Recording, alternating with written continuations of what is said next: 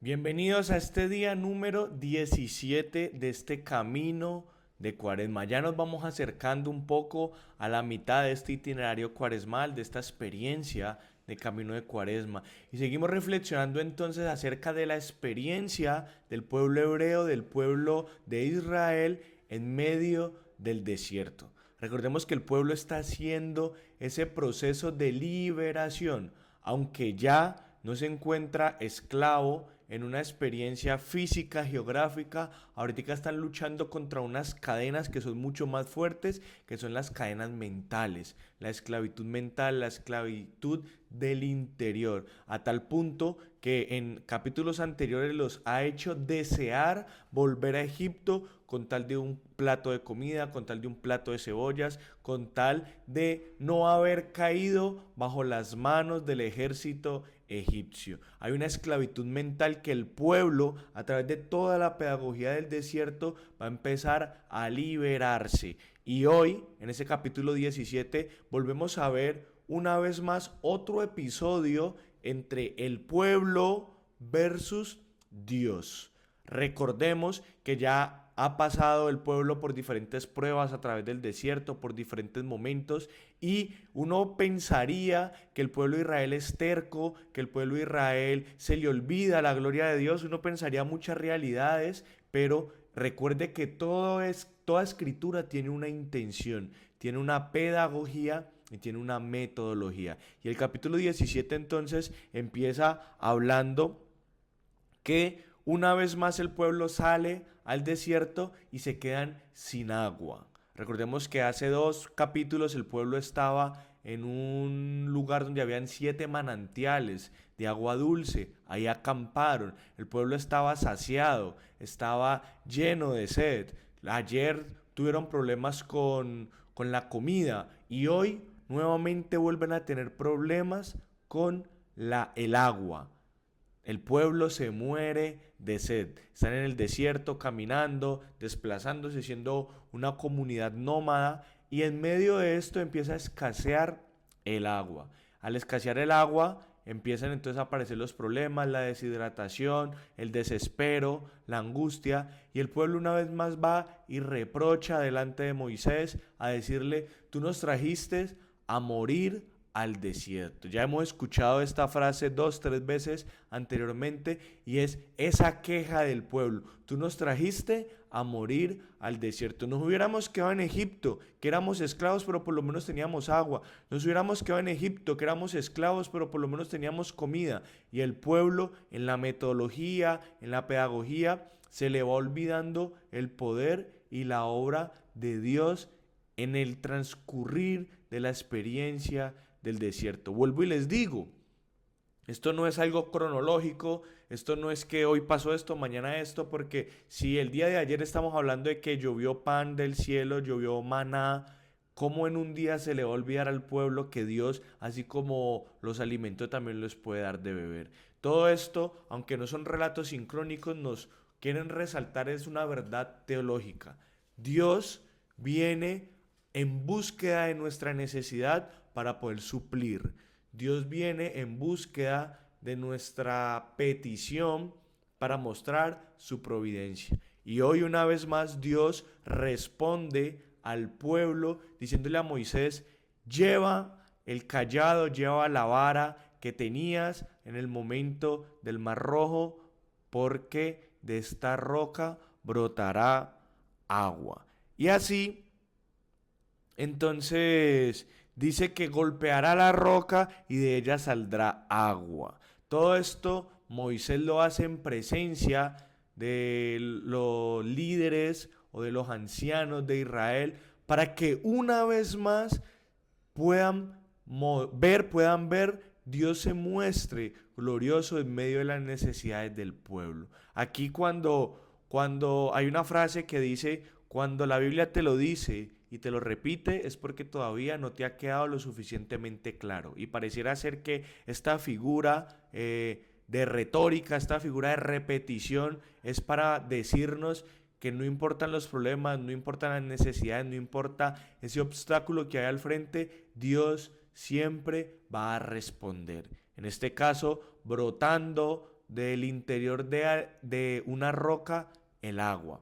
Y esto nos evoca el momento de la cruz. ¿Recuerdan cuando a Jesús le traspasan el costado y de él brota agua? Del interior de la roca brota agua y del interior del costado de Cristo brota agua. Esto como un simbolismo, como una analogía, porque si el pueblo tenía sed, Dios a través de la roca va a saciar esa sed. Y lo mismo va a pasar en la cruz. A través del sacrificio, a través del misterio de la redención que cumple Jesús en la cruz, va a haber agua en abundancia. Para que como Jesús lo dijo en el diálogo con la samaritana, aquel que beba de esta agua no volverá a tener sed. Y en la cruz Jesús se va a convertir en esa fuente de agua viva, para que ustedes y yo cuando nos acerquemos a Él no volvamos a tener esa sed espiritual, esa sed que desde el tiempo del desierto el pueblo de Israel andaba buscando y que tiene su culmen y tiene su plenitud en el sacrificio de Jesús en la cruz a través de su costado donde brota agua. Otra parte del Evangelio nos dice que del interior brotarán ríos de agua viva. Esa roca podemos ser ustedes y yo. Cuando nos dejamos llenar de la gracia de Dios, cuando nos dejamos llenar del Espíritu Santo, de nuestro interior correrán ríos de agua viva. Y siendo nosotros llenos de esa fuente que es Jesús mismo, podemos salir a calmar la sed de todos los hermanos que están necesitados, de todos los hermanos que están sedientos.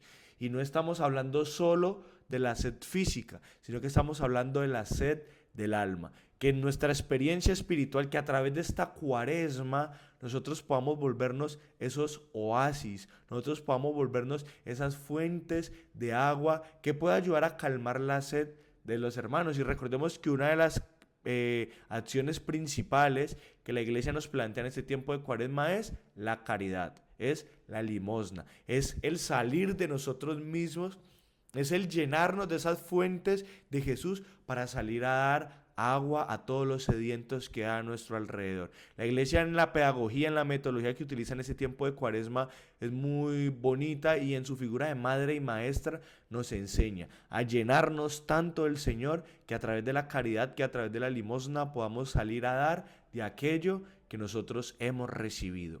Pero nosotros no podemos calmar la sed de los demás si nuestro corazón y nuestra vida está sedienta. Entonces, como ese pueblo que anhela, que clama y que busca esa agua, no en son de reproche, no en son de crítica, no en son de murmuración, sino en esa búsqueda sincera, podamos acercarnos en este tiempo de cuaresma a esa fuente inagotable de agua que nunca se acaba, que es Jesús mismo. Y la segunda parte de este capítulo número 17 del libro del Éxodo nos va a hablar entonces la primera guerra o el primer enfrentamiento, confrontación que va a tener Israel con un pueblo. En este caso entonces va a ser contra los amalecitas, contra la tierra de Amalec. Y este nombre guárdenselo porque a lo largo de toda la historia del pueblo de Israel del Antiguo Testamento va a ser un pueblo que va a estar en constante guerra con Israel. Lo fue con el rey David, con el rey Salomón, y van a ser durante muchos siglos de historia guerra entre el pueblo de Israel, entre el pueblo escogido y contra el pueblo de los amalecitas. ¿Por qué es importante y por qué es relevante esto? Porque es el primer enfrentamiento que va a tener Israel en su estadía durante el desierto. Recordemos que contra el faraón ellos no pelearon. Contra el faraón Dios abrió el mar, el pueblo pasó y el ejército del faraón quedó sepultado en las aguas del Mar Rojo. Pero los amalecitas, va a ser la primera guerra formal, digámoslo así, la primera confrontación que van a tener con un pueblo extranjero. Moisés manda a llamar a Josué y le dice: elige a unos hombres para la guerra y que sea lo que Dios quiera, que sea la bendición de Dios. Moisés dice: yo voy a estar intercediendo para que Yahvé vaya delante de nosotros y nos dé la victoria. Y nos aparece una historia que es muy conocida. Este texto que aparece en este capítulo 17 es muy famoso y muy conocido por la intercesión de Moisés, porque es el momento en el que Moisés empieza a orar para que el pueblo gane la guerra. Nos cuenta el relato que Moisés tenía las manos extendidas a los cielos y mientras Moisés tuviera las manos extendidas, el pueblo ganaba. Pero llegó un momento en el que a Moisés se le cansaron las manos y cada vez que bajaba las manos, el pueblo de Israel empezaba a perder. Y es entonces, en este momento donde aparece la figura de Aarón, su hermano, y la figura de Hur, que van a sostener los brazos de Moisés. Van a convertirse en esas personas que van a ayudar a Moisés a levantar los brazos para que no se canse y así el pueblo pueda vencer. De aquí podemos rescatar dos realidades. Primero, el poder de la intercesión. Moisés entendió que era el intercesor entre el pueblo y Dios. Recordemos que en capítulos anteriores Dios le dice a Moisés, deja de orar, deja de hablar y empieza a hacer. Ayer en el maná, Moisés se convierte en esa figura de intercesión que recibe la voz de Dios para ver cómo van a hacer el tema del maná. Hoy, golpea la roca. Moisés empieza a asumir su papel como intercesor. Llega al punto que normalmente siempre es Dios le dice a Moisés, haga esto, haga esto. En este momento Dios no le dice a Moisés, sino que Moisés empieza a actuar. Llama a Josué, le dice, tráigame, consígase unos hombres para la guerra y arranquen ustedes a pelear que yo voy a ir a interceder. Moisés empieza a asumir ese papel de intercesor y en medio de esa intercesión humanamente se cansa, se fatiga. Y aparece el poder del hermano, aparece el poder de la comunidad, porque gracias a Aarón y gracias a Hur es que ayudan a Moisés para que tenga los brazos levantados y así el pueblo pueda ganar. Y esto me hace pensar entonces en que esta acción se manifiesta en una doble dimensión. Primero, en la dimensión comunitaria, en los momentos de cansancio, en los momentos de fatiga, en los momentos donde sientes que ya no puedes más, ¿cuáles son los hermanos que están a tu alrededor que te sostienen? ¿Estás vinculado a una comunidad? ¿Estás vinculado a tu experiencia parroquial, a tu experiencia de fe? ¿Cuáles son esos hermanos con los que cuentan para que en los momentos de dificultad, de prueba, de cansancio, sabes que cuentas con ellos para que te sostengan, para que estén ahí sosteniendo tus manos, para que te estén sosteniendo en oración, en compañía? ¿Cuáles son esas personas de tu comunidad o cuál es ese círculo espiritual que está a tu lado que te da esa fortaleza, que te ayuda a sostenerte en medio de las caídas? Es importante construir esos vínculos espirituales.